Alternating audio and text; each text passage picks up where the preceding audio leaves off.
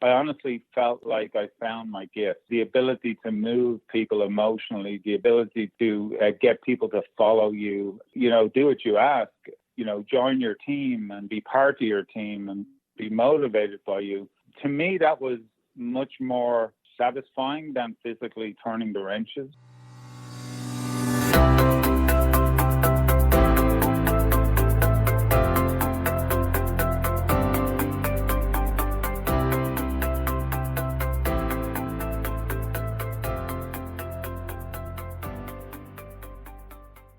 My guest today has 41 years of experience in the home services industry and has elevated his expertise into a motivational leader and speaker who embraces change and passionately guides people into overcoming obstacles to succeed. His enthusiasm for lifelong learning has led him to become a Ziglar Legacy Certified Trainer and a John Maxwell Certified Speaker, Trainer, and Coach. The company he founded in 2003, originally Abacus Plumbing, is a premier home services company in Houston, Texas. Under his extraordinary leadership, Abacus has achieved the Better Business Bureau Award of Excellence 10 times, 3 of which were the prestigious Pinnacle Award, garnered national attention for its record growth, and was named one of Inc.'s 5,000 fastest-growing companies in 2010 and 2011.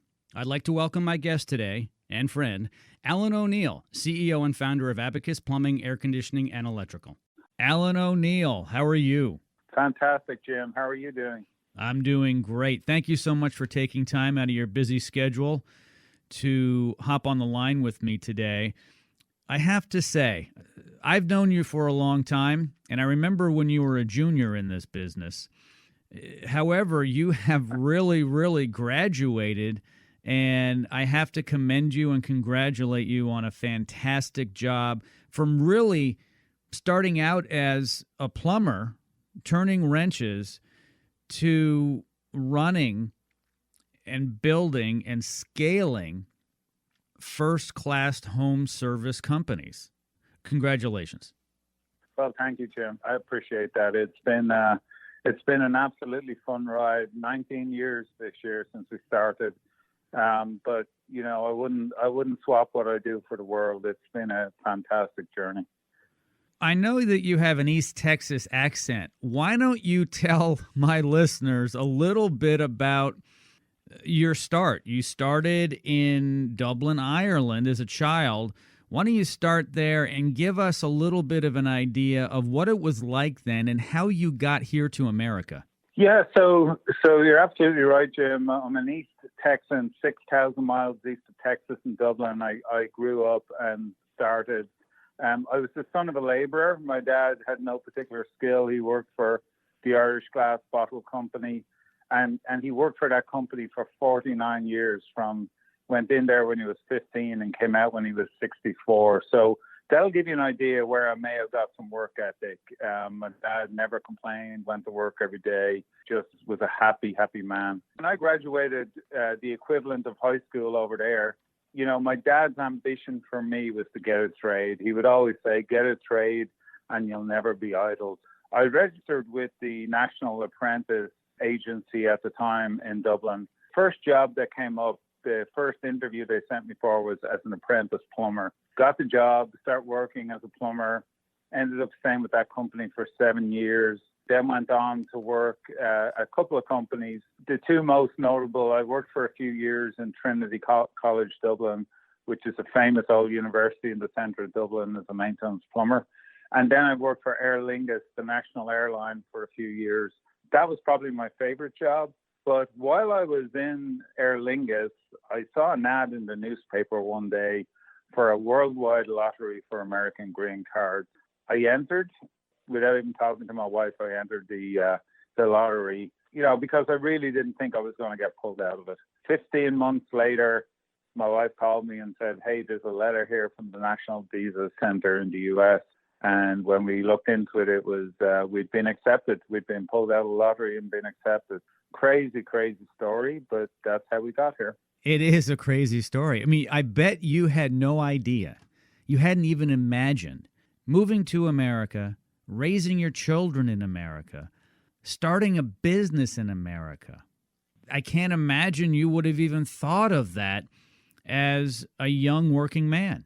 No, Jim. I mean, myself and my wife always had this little bug about maybe we'll go to Australia someday, maybe we'll go to America, but never really took it seriously. But once we got the visa, once we were picked out at lottery, we really start looking into it. Now, I'll tell you this. If I'd have known how difficult it was to move across the world with two young children and one on the way and start all over, like we had nothing, we'd no car, we'd no job to go to, we'd nothing. I mean, literally, whatever money we brought with us, that was it. And, one good thing was, Jim, that the airline gave me a year leave of absence. So I had a safety net. But we came and we said, we'll give it a year. If it's not working out, we'll go home. Through a series of events, ended up before the end of the first year with the company I was working for, they offered to promote me from plumber to service manager. And that was kind of the start of my foray into management. It's just incredible. Alan O'Neill is joining me today here on the show, the CEO and founder of Abacus Plumbing, Air Conditioning, and Electrical. Besides that, he actually manages other companies as well. He is an American success story. I've said this many times, and I truly believe it. Some of the most successful people here in the United States were not born in the United States. They come from other countries and excel. As a matter of fact, in case you're interested in learning how to become a millionaire, be born in another country and move to the United States. You're 4 times more likely to become a millionaire if you immigrate here. So it's interesting fact. The people who really, really want to live that American dream can come here and build great things like Alan O'Neill has with Abacus Plumbing, Air Conditioning, and Electrical. Speaking of that, let's really talk about your roots. Tell us about the home you lived in. Yeah, Jim. So, I lived in the centre of Dublin, in inner city Dublin. We lived in a place called Pearse Square. And the square was about 50 Victorian houses in a U shape, and they were all built in the 1840s. But when I was growing up and when my parents had me, I was a baby, they were basically tenement houses. So there was 3 or 4 families in every house. We lived in 2 rooms of the house, basically a living room, sitting room, kitchen, and 1 bedroom, which ended up, there was 5 of us in that bedroom. So my mom and dad and 3 kids. There was no indoor plumbing in those homes. If you wanted to go to the toilet, there was an outdoor toilet in the backyard. Now, it was actually a little shed with a toilet in it. We didn't just pee in the grass. So, and bath time was, my mother had a big old steel bath, and we'd all take turns she'd heat the water on the stove and we'd get in the bath. And but when I was about 12 or 13, we actually moved into the house next door, and we had the entire house. My dad was handy, he had no trade, but he knew a little bit about plumbing and electrical, and so he started modernizing the house. And then when I started in plumbing at the age of 16, I helped him put in the bathrooms and, plumb the house properly, so to speak. From 16 on, we had a bathroom, but prior to that, there was no bathroom in the house. So a very, very humble, very, I would say lower class, upbringing. But having said that, we didn't need anything. We were very happy, very happy family, great childhood. Spent all my childhood playing around right in front of the house, and never felt like we were poor. But looking back on it, we certainly didn't have anything that any excess. We were scraping by, so to speak. Alan, quite ironic that you didn't have a toilet in the house, but that's your business today. You help people with plumbing. Yeah. And when I was offered the interview for the plumbing apprenticeship, I never thought about plumbing as a trade, but I learned to love it. I learned to really enjoy the plumbing. And really, I thought I was being a plumber until I went into management. And when I went into management, I honestly felt like I found my gift. The ability to move people emotionally, the ability to get people to follow you and to, do what you ask. And join your team and be part of your team and be motivated by you. To me, that was much more satisfying than physically turning the wrenches. Obviously, a little bit less hard on your body. I love management. I love people. I love trying to get the best out of people. And if you ask me, Jim, what gives me the most satisfaction today, without a shadow of a doubt, I will tell you that in the 19 years now since we started Abacus, we have changed family trees. Like, we literally have taken kids that would have been written off by society because they weren't college material, and they're high, they're making well above six figures now, doing great, buying beautiful homes, sending their kids to college. I mean, we're literally changing family trees. And to me, that's the most satisfying aspect of what we did today. That's wonderful, Alan. It's incredible. You started that change with your own family. You grew up relatively poor, as you stated. You brought your family over to the United States, and you built something great for your family, and you're helping other families as well. And I wanted to discuss with you, while we're talking about building people, helping them, how does this fit into building a top-notch home service company? Because it's often about the people. It's not the fact that you guys do plumbing and air conditioning and electrical. It's always about the people. So what's the secret sauce to building a top-notch home service company, Alan? Yeah, you sort of answered your own question there, Jim. Like, it's all about the people. I mean, it is all about the people. In order to take care of your customers, and I'm talking about external customers now, people that call us for service, you first have to take care of your people. Your people have to know you have their back if there's a problem. Your people have to know that if they have a family problem, a financial problem, a marital problem, whatever it might be, you're going to be there for them and you're going to support them. So we have built a culture of support, Jim. Like, we really feel that we're a family. Now, in Houston, we're a 350 people family right now, right? We have a lot of employees, and never a day or a week goes by that somebody hasn't got some kind of a problem. But we support them because we wouldn't have hired them if we didn't think that they were worthy of being employed by us. And we certainly want to retain them and keep them happy. And an old colleague of mine used to say, employees are safe and happy. And that's such a profound statement, because if they don't feel safe working for you, in other words, if they're worried about getting fired all the time, it's very hard for them to perform. If they're not happy, if they're not happy because they're worrying about problems outside of work or wherever it might be, it's very hard for them to perform. And if they're not performing, they're not going to take care of your external customers. And so we have a three-wheel philosophy at Abacus, Jim. So, the customer must win. The customer, whenever you have a transaction with a customer, the customer must win. So they must feel like they got great value for money and a really good product. Secondly, the employee must win. The employee has to come out there feeling like he was well compensated for what he just did for your customer. And last but not least, the company has to win. So we have to be able to turn a profit in order to keep growing, keep supporting all these families that we support. If we do that, if we approach everything with, a caring attitude about the customer, about the employee, and we're also protecting the company, then I feel like we really can't go wrong. I agree.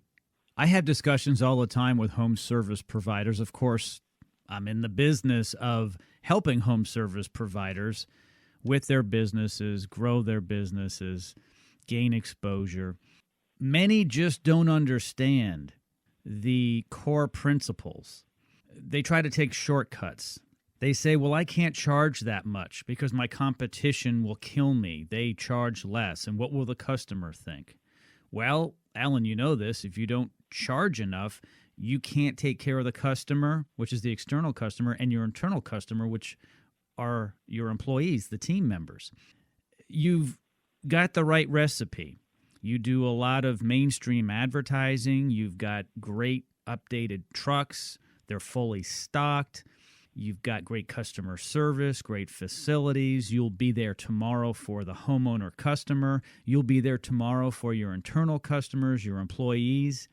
And I have to commend you because you had to make some hard decisions a while back. Do you want to be a small mom and pop operator, or do you want to be the best in class in the cities you operate in? And you decided to go that route. Yeah, Jim. I mean, I think pricing is an area that a lot of people stumble on because they say to themselves, wow, that seems like an awful lot for a toilet, or it seems like an awful lot for a faucet repair, or it seems like a crazy amount of money for an AC system. Listen, the average McDonald's franchise makes a 25% net profit. I don't know any home service company, including mine, that makes a 25% net profit. So we have to charge an appropriate amount that allows us to make a net profit that allows us to continue to reinvest in our people and our facility and continue to grow the company. You know, I think, Jim, that you're doing yourself a great disservice by getting involved in a race to the bottom when it comes to pricing. We're in an environment now where everything goes up, like everything goes up almost daily. I just got an email this morning from the company that services my swimming pool to say that there was a $20 increase per month in the pool service. That's a 20% increase. If you go to Chick-fil-A, their prices are up somewhere around 26 to 28% in the last 90 days. We're in an inflationary environment and everything has gone up. And for those contractors that may be listening, please be aware of your costs. If your material goes up 20%, your price needs to go up at a very minimum 20% and probably more than 20%, depending on how your people are paid. But you have to stay ahead of the pricing game, or you're slowly but surely putting yourself out of business. You may not realize it, but you're slowly but surely edging towards an exit that's not going to be a great exit for you. Absolutely correct. Alan, you have a responsibility as a business owner for your internal and external customers, as well as stakeholders in the organization. And an organization that's not healthy is worth nothing to anybody in the long run. So as you said, in the short run, you may not feel it. It's kind of like not taking care of yourself, but you're going to be in poor health when you're older and you're going to die younger. Well, same thing with your company. You need to continue to do the right things. And as Alan said, if your costs go up by 20%, your pricing to your customer is going to have to go up by at least 20%. And that's just the way it is. But you have a responsibility as a business owner to maintain that company and to grow the company, to have a healthy company. I could almost say a healthy family, because I know Alan treats his people as family and he treats his customers as family. On another note, Alan, for the people who are listening who haven't achieved what you've achieved and are wondering, what's the best direction for me to go with advertising to begin with? Is it TV, radio, internet? A lot of people do social media. Smaller individuals or companies do a lot of networking. What is your suggestion to a smaller operator who wants to scale to the size you've become at Abacus? Yeah, so I'll qualify this, Jim, by saying it's much more complicated today than it was 19 years ago when we were starting or in our infancy. Back then, hardly anybody was doing TV. Nobody was doing pay-per-click advertising or SEO or any of that stuff, right? But the one thing we always did, Jim, we found a sweet spot of 10% of our revenue goal, not 10. So say we were going from 2010 to 2011 year. We would decide what we wanted our revenue to be in the year 2011, and we would spend 10% of that, of the revenue we were trying to achieve, not of the revenue we just achieved, but we would always plan on spending 10% of revenue to get to that revenue goal. Now, without bragging in any way or patting myself on the back, we have never missed a revenue goal in 19 years in business, and we have never not grown. So I know that formula works. What you spend it on is entirely up to you. Now, you know, the instant gratification comes with pay-per-click. So you put some money into pay-per-click on the internet, typically the phone will ring from that. But, you know, things like, I'm still a believer in direct mail if it's done properly. I think reaching out to your existing customers that already know and like you is always very powerful. The thing about TV is you have to have consistency. I'm personally not a big believer in cable TV. I'm more of a believer in broadcast TV, but it's horrendously expensive. The other thing, though, I think that is very, very important, and believe it or not, Jim, you'll smile when I tell you this, but the referral program we use today, I got from Howard Partridge 15 years ago. Howard is a big believer in referral marketing. We have a system where if Jim Clout refers a friend and the friend tells us Jim Clout referred him, we'll send Jim a certificate for 10% of the value of that call that Jim can either send back to us for a check or he can use it on his next service. And so having a great referral marketing program, even if it's a $50, $20 Starbucks gift card to the customer that refers you, I think is one of the cheapest and most effective ways to keep growing your customer base. I'm not gonna sugarcoat this. It's much more difficult today because there's a lot more sophisticated contractors out there today than there ever has been. And, you know, the internet is so powerful today.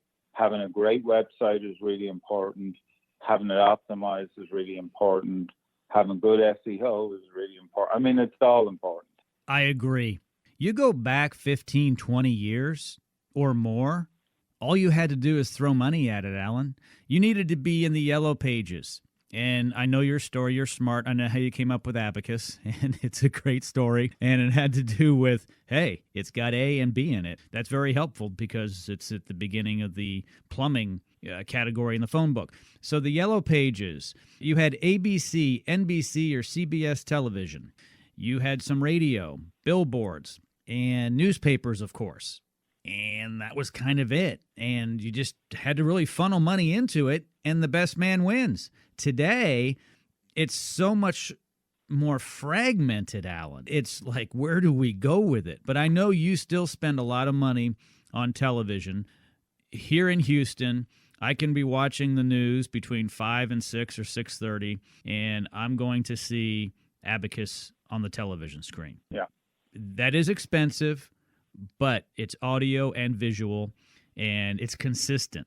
And I'm sure you'll agree with me. You don't do this once. You don't do it for a week. You don't do it for a month. You do it over and over and over and over again until you are not going to be doing what you're doing anymore, meaning after you sell your business. That'll be their problem when they take over the business. But as long as you're building this business, you have to do it over and over and over again. Absolutely, Jim. I have a good friend that runs a very successful contracting business in Phoenix. I mean, they're a $200 million home service company. He says the three keys to advertising, I totally agree with this, are frequency, consistency, and longevity. So you have to be frequent, and you have to keep doing it over and over and over again, as you said. And then it's not a short-term game. The longevity is important. You just keep doing it. And it builds upon itself. The problem a lot of contractors that enter television in particular end up with is it's very hard to track a lead from TV because people will see you on TV and then they'll go to Google to look up your name. And so if you ask where they got you, they'll probably say Google. Very unsophisticatedly, I can tell you, when we do more TV, our calls go up. When we do less TV, our calls go down. And I've been watching that for 12, 13, 14 years now, Jim. So, you know, frequency, consistency, longevity, they're the three keys to advertising, in my opinion. And I will add this, too. The big guys are on TV. So if you want to be a big guy, you got to be on TV. And it's true. You can go to any city in the country. And when you see the plumber, the electrician, the HVAC, the roofer, whomever it is on television, you know they're a big player in town. Or they're doing a spend up front to become the big player in town. And that's what I tell people. They say, hey, Jim, where should I put my money? I ask them, are you doing television and radio and billboards? And do you have your trucks all wrapped?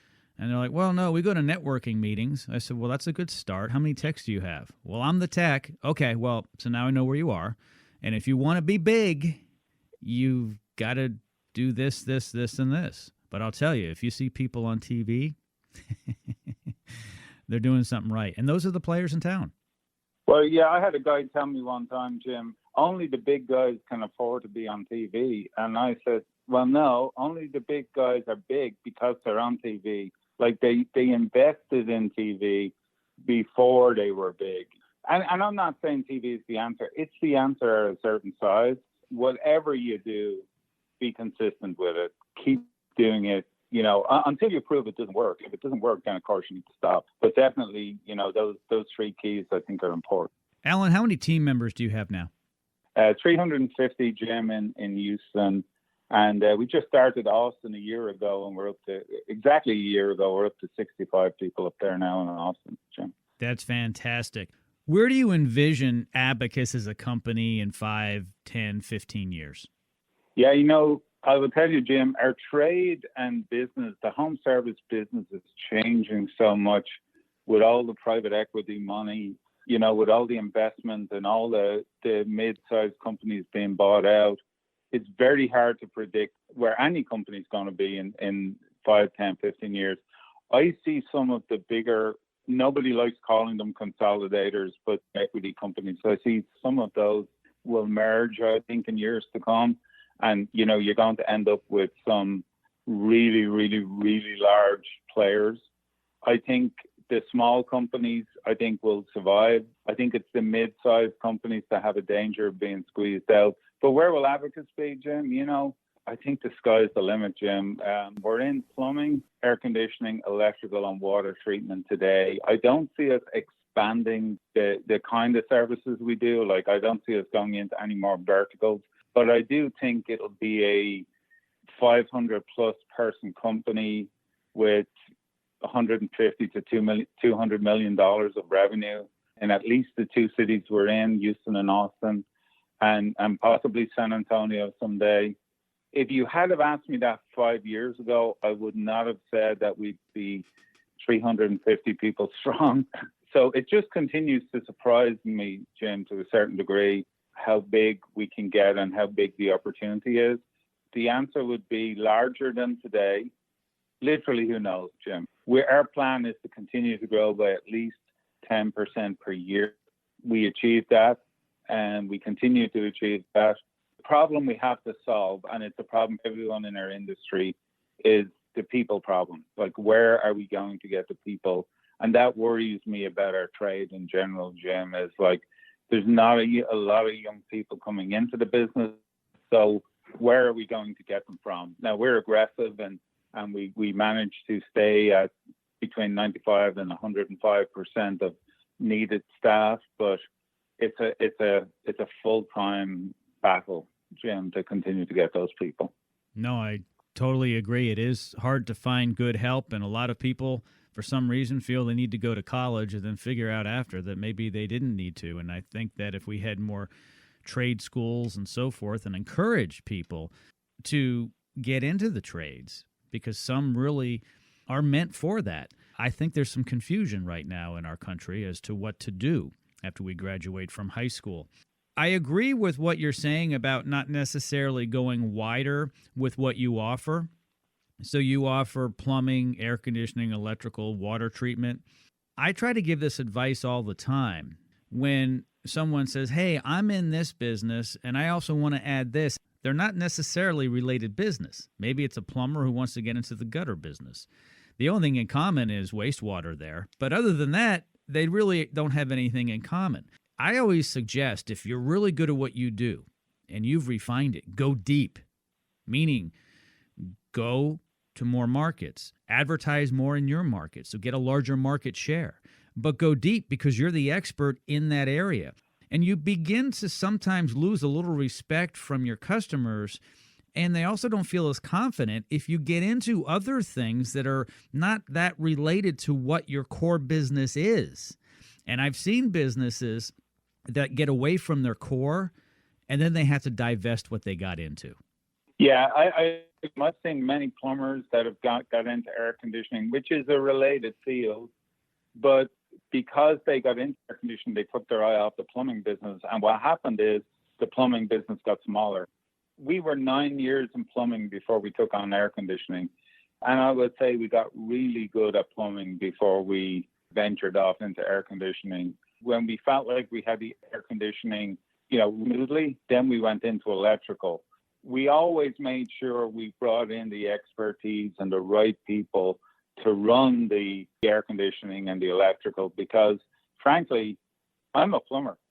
I don't know very much about air conditioning. So I needed to make sure that when I wanted to start air conditioning, I brought in enough expertise from outside to make sure that we could service our customers properly. And that's the key too. So having the right people on the bus is super important. Alan, if you could start over again, if you got a second chance to start over again, what would you do differently in your business? Because we all learn. After about 20 years of running our business, we learn a lot. So if you could go back in time, what would you do different? Jim, I've been asked that question a lot, and really I have very few regrets about anything I've done, because you make a strategic decision and it either works or it doesn't work. But if it doesn't work, you learn. And I think learning by making mistakes, and it's going to sound maybe controversial to some people, but learning by making mistakes is not a bad thing, so long as you learn from them. As I look back, I don't really regret any of the mistakes I made, because I picked up valuable lessons along the way. The one thing I think I have become really good at in recent years that maybe I wasn't so good at the start, and it's true learning, is hiring. As we were growing and we were adding managers and people, we'd look to competitors to see who they had and could we get them on our team. And the unfortunate thing about that is sometimes they bring bad habits with them. And so we started to develop managers from outside the trade, bring them in, teach them what they needed to know about the trade-specific items. But they were really strong, really intelligent managers. So the one thing I would change, I think, is I would have moved to that formula earlier in our growth cycle. I wouldn't have had to put as many hours in and lose as much sleep and have as much, tears about the business, by just having more professional help earlier on. So being better at recruiting at an earlier stage in the cycle of the business, Jim, I think is one thing I would have changed, I think. Yeah, and that makes a lot of sense. I think when we look back on our business lives, our personal lives, there are some things that we see because we're now more mature, we're more seasoned. And so we can look back and say, you know what? If I were 21 years old again, I wouldn't do that, but I would do this. That's true in our personal lives and our business lives. Thanks for sharing that with us. One more thing before I let you go, my friend. You must be proud of what you've created. So what stands out as your number one accomplishment in building a business? There's a lot, Jim. There's a lot of things I'm really, really proud of. And I think you know me, Jim, I'm a pretty humble guy, right? I don't go around beating my chest about what we've done or what we haven't done. But I think we have raised the bar in the industry in Houston, Jim. And, people might say, well, that's kind of a big-headed statement. It's not. We have raised the bar. I know we have raised the bar. I know we have done things that competitors have followed, and will do that because Abacus do it. And don't get me wrong, there's some really good competitors in Houston, but I feel like we've raised the bar in the industry. But I think what I'm most proud of is, Jim, we've done it the right way. We've not done it by lying, cheating, and stealing. We've treated everybody well.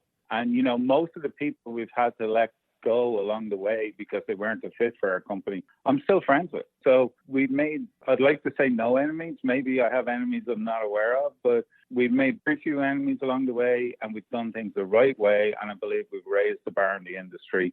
And, you know, when I get to retirement age, Jim, if I can look back and say that, hey, I've left a fantastic legacy and I've raised the bar and I've always treated people right, internal and external, there's just not much more satisfaction you can get than that, you know. And knowing you and what you've built at Abacus, I'd have to agree with you.